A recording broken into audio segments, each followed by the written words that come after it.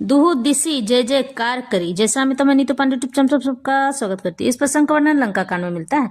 इस प्रसंग में जब रघुनाथ जी रावण से युद्ध करने जाने लगते हैं तो रावण का सौंदर्य और उसके रथ को देखकर उसकी प्रशंसा करते हैं और रघुनाथ जी को बिना रथ के देखकर उनसे विनती करते हैं।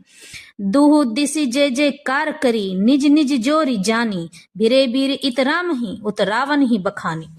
रावण रथी बिरथ रघुबीरा, देखी विभीषण भयउ अधीरा, अधिक प्रीति मन भा संदेहा, बंदी चरण का सहित स्नेहा।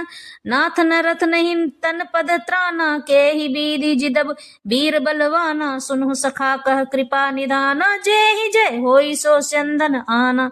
सौरज धीरज ते ही रथ चाका, सत्यशील दृढ़ ध्वजा पताका, बल विवेक दम परहित घोरे, क्षमा कृपा समता रज जोरे। ईस भजनु सारथी सुजाना, बिरति चर्म संतोष कृपाना, दान पर सुबुद्धि शक्ति प्रचंडा, बर विज्ञान कठिन को दंडा। अमल अचन मन त्रोण समाना, समजम नियम सुमिल सिलिक मुख नाना।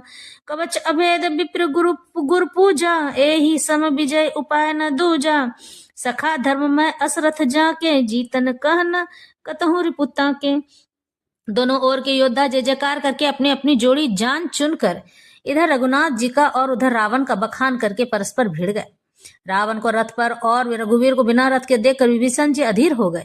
प्रेम अधिक होने से उनके मन में संदेह हो गया कि वे बिना रथ के रावण को कैसे जीत सकेंगे। श्री राम जी के चरणों की वंदना करके वे स्नेह पूर्वक कहने लगे, हे नाथ, आपके न रथ है, न तन की रक्षा करने वाला कवच है और न जूते ही हैं। वह बलवान वीर रावण किस प्रकार जीता जाएगा? कृपा निधान श्री राम जी ने कहा, हे सखे सुनो, जिससे जय होती है वह रथ दूसरा ही है। शौर्य और धैर्य उस रथ के पहिए हैं, सत्य और शील सदाचार उसकी मजबूत ध्वजा और पताका है।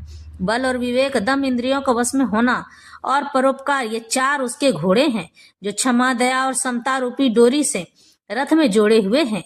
ईश्वर का भजन ही उस रथ को चलाने वाला चतुर सारथी है। वैराग्य ढाल है और संतोष तलवार है। दान फरसा है, बुद्धि प्रचंड शक्ति है। श्रेष्ठ विज्ञान कठिन धनुष है। निर्मल पाप रहित और अचल स्थिर मन तरकस के समान है। शम मन का वश में होना, अहिंसा आदि यम और शौचादि नियम ये बहुत से बाण हैं। ब्राह्मणों और गुरु का पूजन अभेद कवच है। इसके समान विजय का दूसरा उपाय नहीं है। हे सखे, ऐसा धर्ममय रथ जिसके हो उसके लिए जीतने को कहीं शत्रु ही नहीं है। शत्रु को बल से, धैर्य से और गुप्त तरीके से जीता जाता है। यही बात शौर्य से जीता जाता है, सत्य और शील से जीता जाता है। यही बात भगवान श्री रामचंद्र जी विभीषण को